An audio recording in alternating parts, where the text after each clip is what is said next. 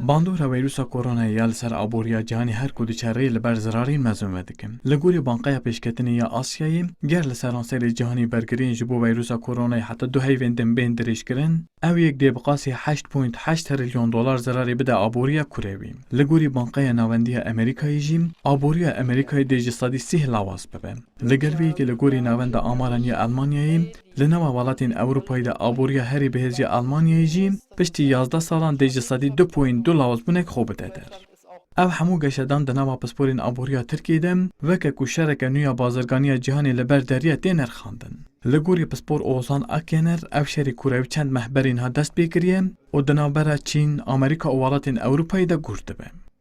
Bu anlamda uluslararası piyasaları çok ciddi. Duvarê aboriyê de hevsengiyên kurevî temamî têk çûne. Piştî ku vîrusa koronal Çînê belav bû, ji xwe şerê bazirganî dest pê kiribû û Çîn û Amerîkayê rekeftinên asayîbûna bazirganî têk biribûn. Niha şerekî psikolojîk navbera Çîn û Amerîkayê de heye. Rusya jî ji ber daketina nirxê neftê dilêgirina bazarên nû de ye. Welatên Ewropayê jî li pey para xwe ne. Hêzên kurevî dê di rojên bê de zêde bên beramberî hev. ببوشنا ابورناس دکتر مروه اولوسویجی لسرانسری جهانی به میلیون کس بیکار مانن و باوری اجبو چینی نمایم جبر وی چنده دیشری بازرگانی گورتر ببن و ولاتن کو دیجی ویروسی سرکفتی بونن دی ببن بازار نوین bu bazarganiya nav devleti. Küresel kriz işsizlik rakamlarının çift taneye çıkmasına sebep oldu.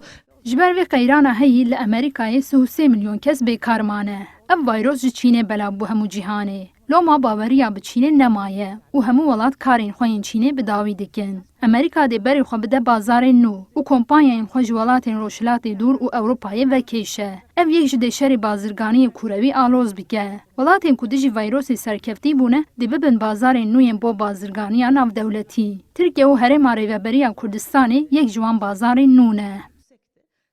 لگوری دانین که در راپورت دایره کارین آبوری و جواکیان تبین یک بویجیم ایسال دا آبوری امریکای دا جسادی 5 دیا ژاپنیای دا جسادی 4.8 و یا ولاتین یکتی اروپای دا جسادی 5.5 لوازبونک دی خوب دادر.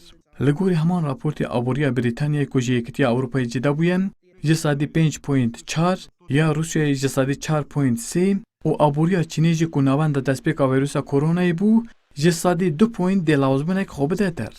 Vural erişmiş. Kürdistan 24, Ankara.